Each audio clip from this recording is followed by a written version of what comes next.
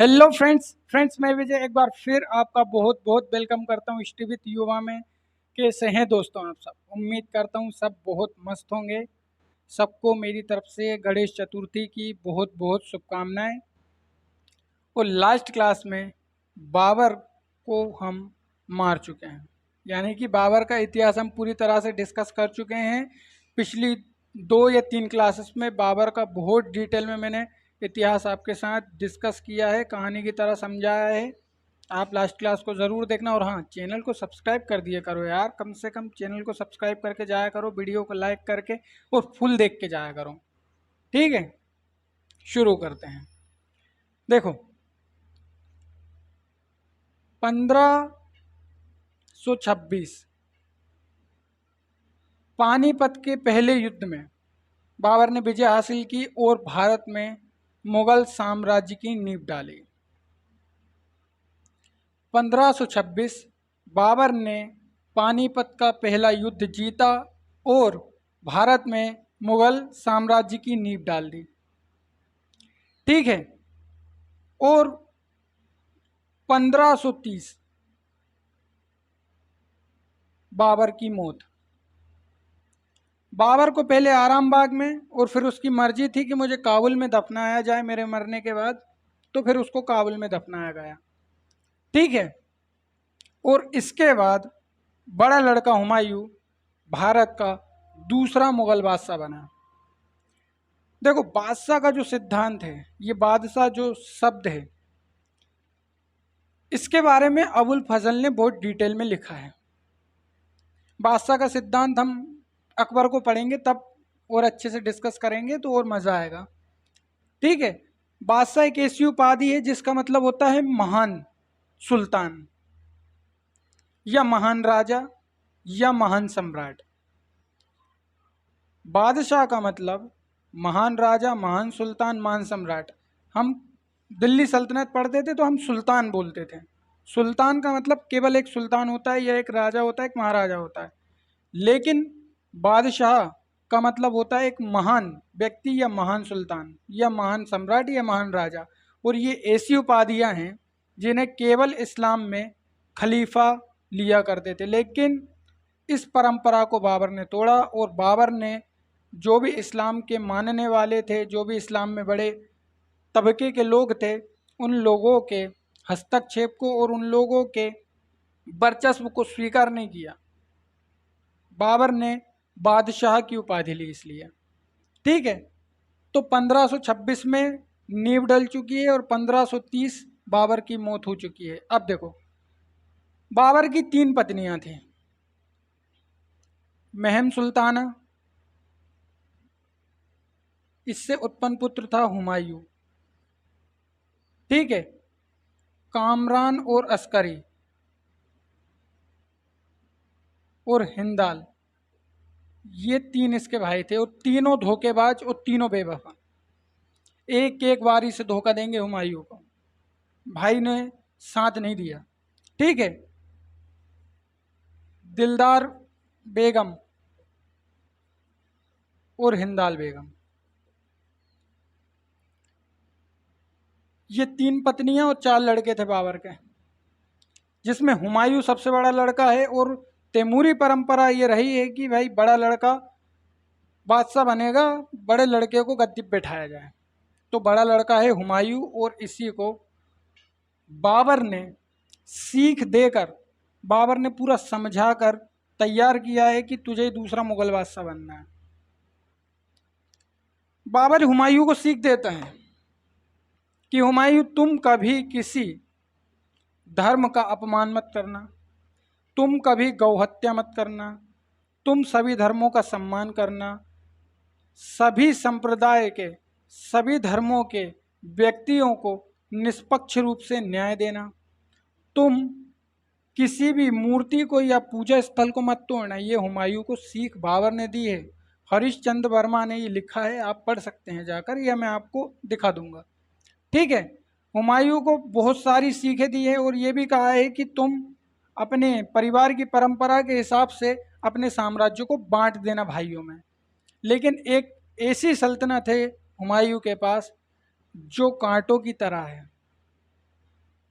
क्योंकि बाबर ने भले ही जीता है सबको, लेकिन बाबर अपनी जो कहते हैं ना धाक, वो अभी नहीं बैठा पाया था। क्योंकि गुजरात हो, बंगाल हो और अफगान हो, तीनों स्वतंत्र हैं। राजस्थान को भले ही जीता है, लेकिन राजस्थान में राजपूत अभी भी अपनी इच्छा शक्ति पे हैं कि अपन कुछ कर सकते हैं। तो हुमायूं को सल्तनत और विरासत दोनों में कांटे ही कांटे मिले हैं। ठीक है, तो देखो अब मुगल बादशाह हुमायूं की कहानी।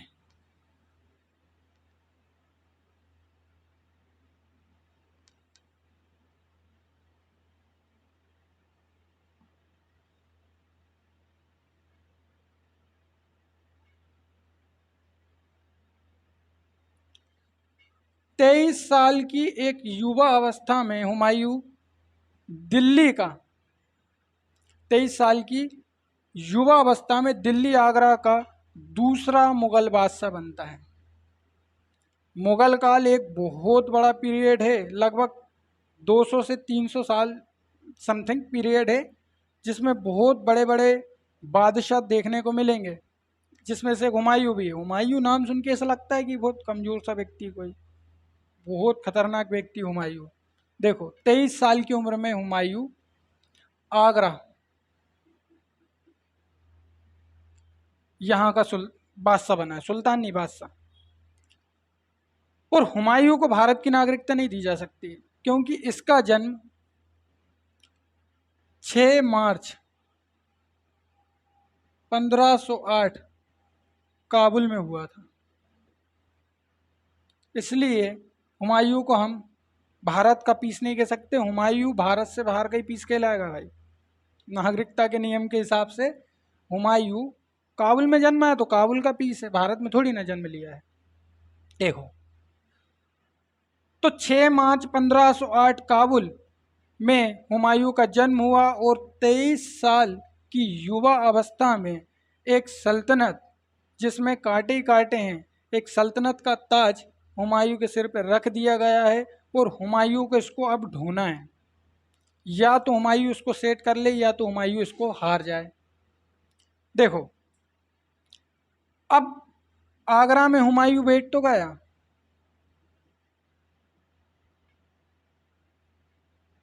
आजकल पेन भी क्वालिटी के नहीं आते, ठीक है, लेकिन गुजरात और शेर खां यानी कि अफगान, ये दो सबसे बड़ी समस्या रहे हैं हुमायूं के लिए। क्योंकि गुजरात में भी एक युवा है बहादुर शाह, जो 1526 गुजरात का 1526 में सुल्तान बना है। और शेर खां ये कभी सुल्तान बना है, कभी सुल्तान से गरीब आदमी हुआ है, फिर गरीब से सुल्तान बना है, और धोखा दे दे के हुमायूं को मारता है। और इसने कसम खाई है कि एक दिन में मुगलों को भारत से बाहर खदेड़ दूंगा। क्योंकि अफगान ये भूल नहीं पा रहे कि कभी दिल्ली पर हमारा राज हुआ करता था, दिल्ली हमारी सल्तनत हुआ करती थी, और आज देखो बाहर वाले लोग हमारे सल्तनत में राज कर रहे हैं, जबकि ये खुद बाहर का है। और बहादुर शाह ये बिल्कुल नहीं चाहता कि आगरा में मुगल बादशाह या कोई भी बाहर का विदेशी व्यक्ति आए, ये चाहता है कि मैं भी जीतूं। राजस्थान के हालात भी इस समय सुधर गए हैं, और एक बहुत खतरनाक व्यक्ति मालदेव, ये राजस्थान में सबसे खतरनाक राजपूत है इस समय मालदेव, ठीक है, हुमायूं के टाइम का। और चित्तौड़ में है विक्रमजीत, ठीक है। इस समय मालवा मालवा का एक हिस्सा है कालिंजर, यहां पर है प्रताप रुद्र देव। ठीक है। गुजरात और शेर खां और एक बंगाल, ये 3 समस्याओं से हुमायूं को लड़ना है। ये तो कमज़ोर हैं, मालदेव भी हुमायूं से सहानुभूति रखता है, लेकिन ये तीनों बहुत बड़ी समस्या है हुमायूं के लिए। अब हुमायूं शासक बन गया तो कालिंजर पे आक्रमण करता है सबसे पहले 1531 में। सबसे पहले जैसे ही हुमायूं आगरा का बादशाह बना, भारत का दूसरा मुगल बादशाह बना, सबसे पहले आक्रमण करता है कालिंजर पे। क्यों करता है देखो, क्योंकि ये जो प्रताप रुद्रदेव है ना, ये गुजरात और बंगाल के बीच बाईपास का काम करता है। गुजरात और बंगाल एक दूसरे के बहुत अच्छे दोस्त हैं और कालिंजर का प्रताप रुद्रदेव इन दोनों के प्रति सहानुभूति रखता है, इन दोनों का दोस्त है और इन दोनों के साथ मिलके दिल्ली पे आक्रमण करने की इसकी प्लानिंग भी है। इसलिए 1531 में सबसे पहले प्रताप रुद्रदेव पर आक्रमण करके कालिंजर से इसको हटा देता है। ये सबसे पहली समस्या हुमायूं ने खत्म कर दी। 1531 में कालिंजर पर आक्रमण, ये पहला आक्रमण था। 1531 कालिंजर पर विजय, ये सबसे पहला आक्रमण था। ये एक बार एग्जाम में पूछा भी है, किसी एग्जाम में पूछा है, मैंने पेपर देखा था। 1531 में हुमायूं ने आगरा का बादशाह बनने के बाद सबसे पहले आक्रमण कहाँ किया था? कालिंजर पे। और वहाँ का शासक कौन था? प्रताप रुद्रदेव। अब हुमायूं के सामने 2 समस्याएं हैं, एक गुजरात और दूसरा है शेर खां। बंगाल को भी हुमायूं जीतना चाहता है, क्योंकि बंगाल शुरू से सोने की चिड़िया है। पूरा भारत में सबसे ज़्यादा अगर विकसित कोई स्टेट रहा है तो वो है बंगाल, क्योंकि बंगाल में जो वस्त्र और जो सोरा और नील का व्यापार था वो सबसे ज़्यादा यहीं हुआ करता था। और क्योंकि ये समुद्र से लगा है, इसलिए पूरा यूरोप हो, चाहे वेस्टर्न कंट्री जितनी भी हो, और चाहे हमारा मिडिल ईस्ट या मिडिल एशिया, सब यहीं से व्यापार करते हैं। तो देखो, अब हुमायूं को जीतना है और गुजरात और शेर खां ये सबसे बड़े दुश्मन हैं हुमायूं के। तो गुजरात से संघर्ष और शेर खां से संघर्ष, इसको हम एक एक करके पढ़ते हैं, बहुत मज़ा आएगा, बहुत डिटेल में समझेंगे। देखो,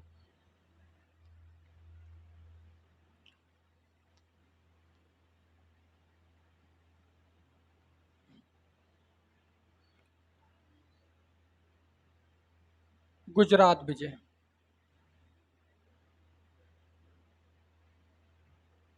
और गुजरात विजय की कहानी यहां से शुरू होती है।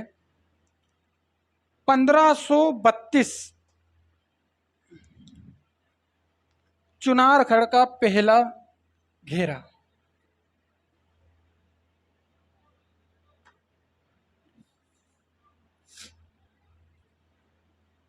चुनारगढ़, यहां पर शेर खां ने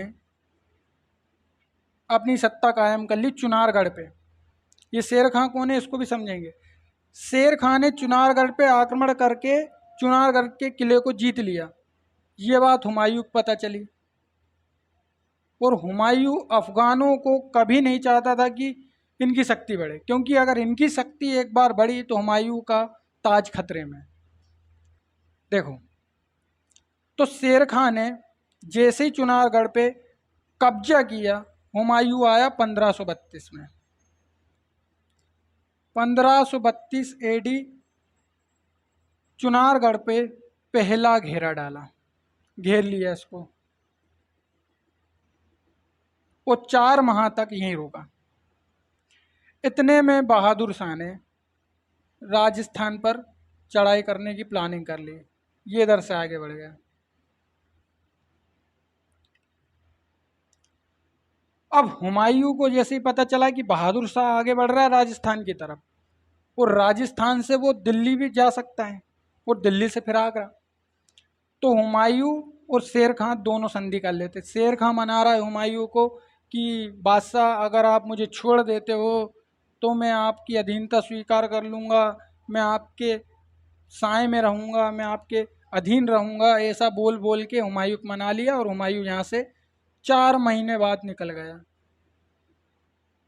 4 महीने बाद वापस घेरा उठाया और निकल गया। ठीक है। इसी बीच महमूद लोदी के नेतृत्व में एक बार फिर जौनपुर पर आक्रमण हुआ और पूरा जौनपुर तहस नहस कर डाला। हुमायूं ने महमूद लोदी के साथ दोहरिया का युद्ध लड़ा। दोहरिया का युद्ध, हुमायूं है एक साइड और एक साइड है महमूद लोदी। ये वही महमूद लोदी है जो बाबर से घग्गर के युद्ध में लड़ा था 1529 में। तो महमूद लोदी से युद्ध किया और महमूद लोदी को एक तरफा हरा दिया और महमूद लोदी भाग कर इस बार पता नहीं कहाँ गया, आज तक वापस नहीं लौट के आया। महमूद लोदी 1532 दोहरिया के युद्ध में हार गया और हुमायूं दिल्ली लौट गया। दिल्ली लौटा, 1.5 साल तक आराम किया, टाइम बर्बाद। इसी बीच दीन ए पनाह एक शहर बसा रहा है जिसमें एक पुस्तकालय बनवाएगा और इसी पुस्तकालय में हुमायूं गिरकर मर जाएगा। देखो, 1.5 साल तक हुमायूं दिल्ली जाके अब आराम कर रहा है। इस बीच में शेर खां और बहादुर शाह अपनी शक्ति बराबर बढ़ा रहे हैं। हुमायूं आराम कर रहा है। अब कुछ इतिहासकार ये कहते हैं कि भाई जो हुमायूं था उसको अफीम खाने की आदत थी और बाबर को भी थी, और हुमायूं की इस अफीम खाने की आदत के कारण ही हुमायूं दिल्ली में ठहर गया, जबकि ये एक झूठ बात है। हुमायूं और बाबर दोनों भले ही साथ में बैठ के खाते हों अफीम और शराब पीते हों, लेकिन उनको आदत नहीं थी। ठीक है। तो अब 1.5 साल तक हुमायूं कहाँ है? दिल्ली में है। इस बीच बहादुर शाह ने राजस्थान पर आक्रमण किया और कब्जा कर लिया। ये बात है 1535 की। बहादुर शाह ने राजस्थान पर आक्रमण किया और चित्तौड़ का जो किला है उस पर कब्जा कर लिया, क्योंकि विक्रमजीत 7 साल का था और रानी कर्णवती एक विधवा थी।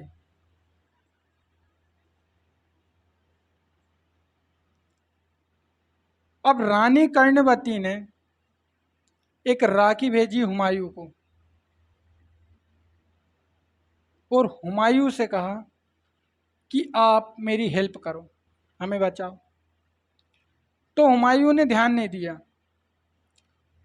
बहादुर शाह कहता है कि मैं जिहाद कर रहा हूं, मैं धर्म के लिए युद्ध लड़ रहा हूं, हुमायूं मुझ पर आक्रमण ना करें। लेकिन हुमायूं ने एक सूरवीर की तरह मालवा पर आक्रमण कर दिया और मालवा पर कब्जा कर लिया। ये देखो, इसलिए बहादुर शाह एक भारी भरकम रकम लेकर, एक बहुत बड़ा हरजाना लेकर वापस आ गया। ये देखो, बहादुर शाह एक भारी भरकम रकम लेके वापस आ गया और मालवा पर हुमायूं ने कब्जा कर लिया। अब मालवा पर कब्जा करने के बाद हुमायूं ने सोच लिया है कि बहादुर शाह को अंतिम रूप से परास्त करना है, इसीलिए हुमायूं ने यहाँ से सीधे गुजरात पर आक्रमण किया। बहादुर शाह इससे लड़ नहीं पाया। बहादुर शाह को भाग कर मांडू जाना पड़ा। भाग कर मांडू आ गया। ये भी मांडू आया पीछे पीछे, कहते अब तो लास्ट है, या तो इस तरफ हो जाए या तो उस तरफ हो जाए, आर पार की लड़ाई। ये भी भागकर मांडू आ गया। तो बहादुर शाह भागकर चंपानेर चला गया। चंपानेर में एक किला है, उसकी दीवार पे चढ़ गया बहादुर शाह। हुमायूं 41वां व्यक्ति था जो उस किले पर चढ़ा, 41वें नंबर का व्यक्ति। चंपानेर से भागकर अहमदाबाद आया, फिर से गुजरात। ठीक है। और अहमदाबाद से काठियावाड़, इस तरह से जहाँ पर जितने भी जगह ये भाग कर गया सब पर हुमायूं ने कब्जा कर लिया और पूरा खजाना लूट डाला और खजाना लेकर मालवा आ गया। इस बार मालवा में 6 महीने बैठ 6 महीने तक अब मालवा में मजे करेगा। ये हुमायूं की दूसरी गलती। और इसका जो भाई है अस्करी, उसको कहा कि तू गुजरात जा।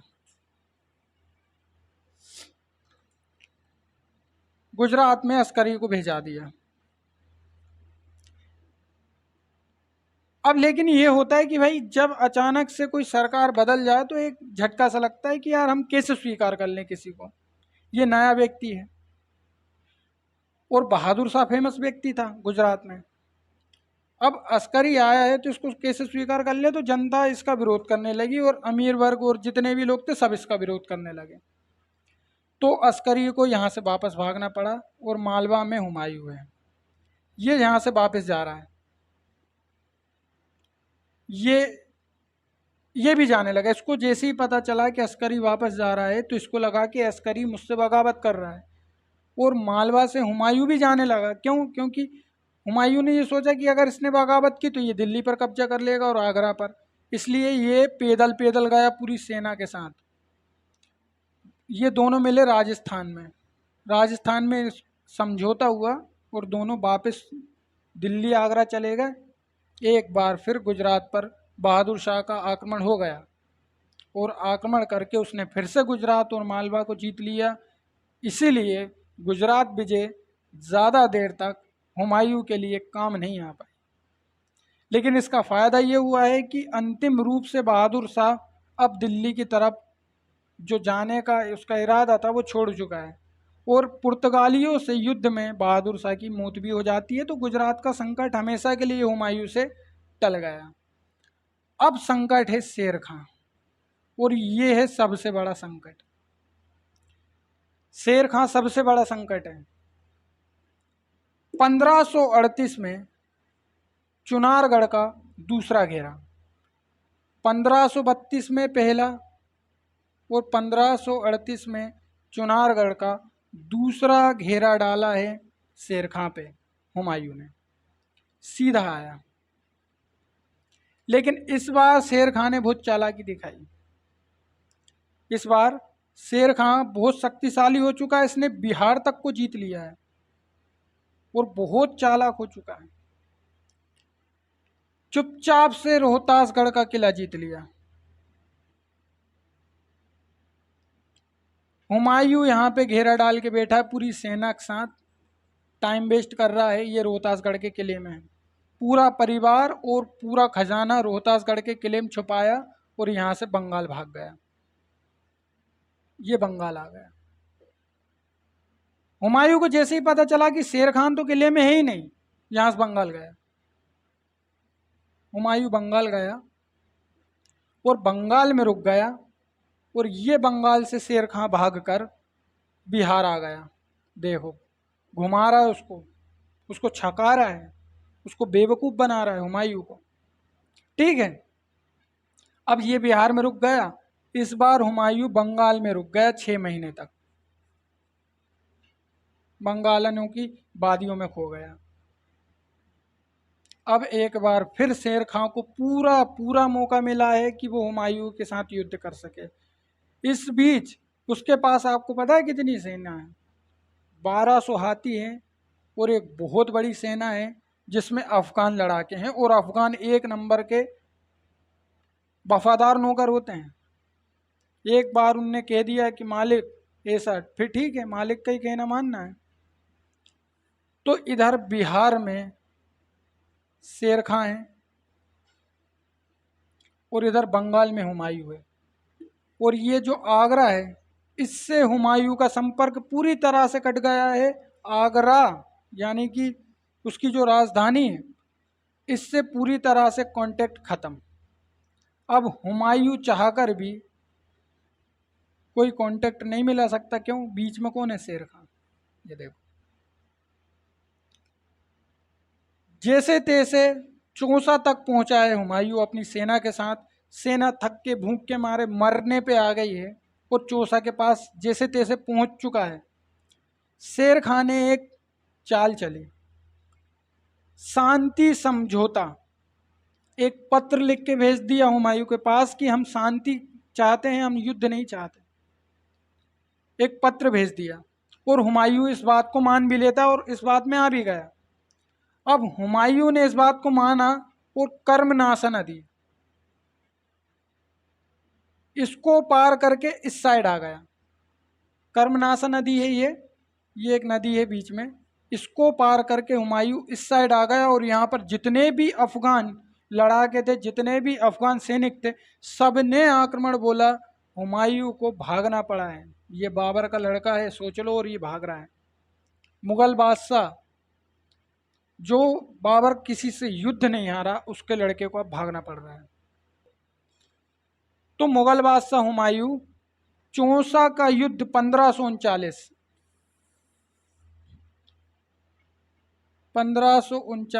चौसा का युद्ध, हुमायूं वर्सेस शेर खां। ये कौन बनेगा करोड़पति में, 12 या 25 लाख का सवाल था। 1539 चौसा का युद्ध। इस युद्ध में हुमायूं को एक भिश्ती ने बचाया, एक नाव चलाने वाले ने, नाव वाला पकड़ रहा होगा मछली नाव में। यहाँ चौसा के युद्ध में शेर खां ने हरा दिया। देखो, इतने में पता चला है कि आगरा हिंदाल इस पर कब्जा करना चाह रहा है। देखो, भाई ने धोखा दे दिया। आगरा पर कब्जा करना चाह रहा है कौन? हिंदाल। और हिंदाल ने हुमायूं से सारे संबंध तोड़ दिए और हुमायूं से कहा कि हम कोई रसद कमुक नहीं भेजेंगे, कुछ नहीं भेजेंगे। देखो, जैसे तैसे ये वापस आया। इधर से कामरान, ये काबुल कांधार में था, ये भी आया और इसने हिंदाल को समझाया और फिर भाइयों में सलाह हुई और सारे भाई एक हो गए। अब कामरान तो वापस चले गए, क्योंकि कामरान को अब विश्वास नहीं रहा कि हुमायूं एक अच्छा सिपा सलार है या एक अच्छा राजनीतिज्ञ या अच्छा सम्राट है, क्योंकि हार गया। इसलिए अपनी 10,000 की सेना लेके कामरान वापस पहुंच गया। ठीक है। और हिंदाल और अस्करी ये एक सेना बना रहे हैं, इनने बहुत बड़ी सेना बनाई, लेकिन नई सेना का फायदा क्या? ट्रेनिंग नहीं है। उस सेना को लेकर शेर खां के साथ युद्ध करने के लिए आया है हुमायूं। इस बार कन्नौज बिलग्राम, इस कन्नौज बिलग्राम के पास एक युद्ध हुआ, इसे कहते हैं हम कन्नौज बिलग्राम का युद्ध। ये हुआ था 1540। एक तरफ है शेर खां और एक तरफ है हुमायूं, और दोनों तीनों भाई और एक बहुत बड़ी सेना। इस बार हुमायूं अंतिम रूप से परास्त हुआ और हुमायूं भागकर पहले आगरा आया। ये आगरा आया, आगरा पे शेर खां ने अपने लड़के कुतुब खां और काबास खां दोनों को भेज दिया। और काबास खां, ये हुमायूं के लड़के, दोनों को भेज दिया और दोनों इसको पकड़ने के लिए आगरा आए। तो आगरा से भागकर अमरकोट आया। यहीं पर 15 मार्च 1542 को एक लड़के का जन्म हुआ जो आगे चलकर अकबर बनेगा। 15 मार्च 1542, ठीक है। अमरकोट के राजा वीरसाल के यहाँ।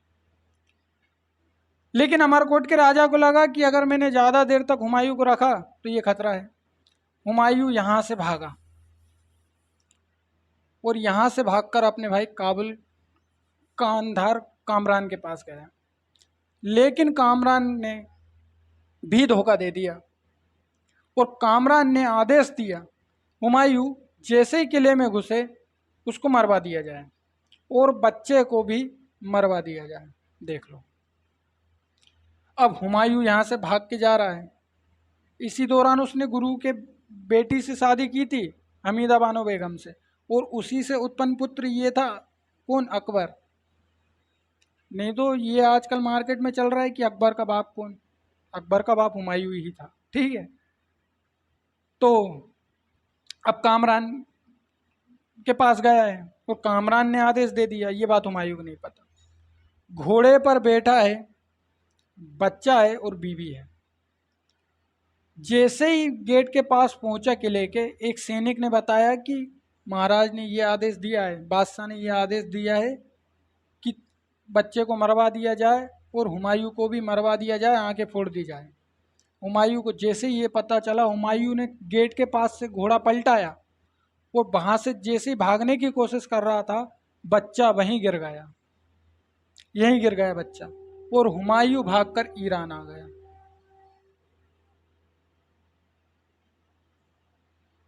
ईरान के शाह के पास आ गया और ईरान के शाह ने हुमायूं को पहचान लिया और वो समझ गया कि ये वही है जिससे हमारे शाह इस्माइल, जिसके पिता से हमारे शाह इस्माइल के बहुत अच्छे संबंध थे, ये वही है। कौन?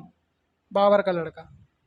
देखो, अब ईरान आ गया और इधर स्थिति ये है कि शेर खान ने शेर शाह सूरी के नाम से दिल्ली में फिर से द्वितीय अफगान साम्राज्य की स्थापना कर दी और शेर शाह सूरी के नाम की उपाधि लेकर खुद को सुल्तान घोषित कर दिया और ईरान में हुमायूं है। देख लो, अफगानों ने जो कहा था कि मैं, अफगान शेर खान ने जो कहा था कि मैं एक दिन मुगलों को भारत से बाहर खदेड़ दूंगा, कर दिया इसने भारत से बाहर। ये देखो शेर शाह सूरी। तो ये शेर शाह सूरी है कौन? अब भाई दिल्ली का सुल्तान बना है, पूरा पढ़ना पड़ेगा, पूरा समझना पड़ेगा कि ये है कौन। अब इसको नेक्स्ट क्लास में पढ़ेंगे। तब तक के लिए दोस्तों चैनल को सब्सक्राइब करके वीडियो को लाइक कर दीजिए। नेक्स्ट क्लास में शेर शाह सूरी के इतिहास को बहुत डिटेल्स डिस्कस करेंगे। तब तक के लिए दोस्तों जय हिंद, मिलते हैं।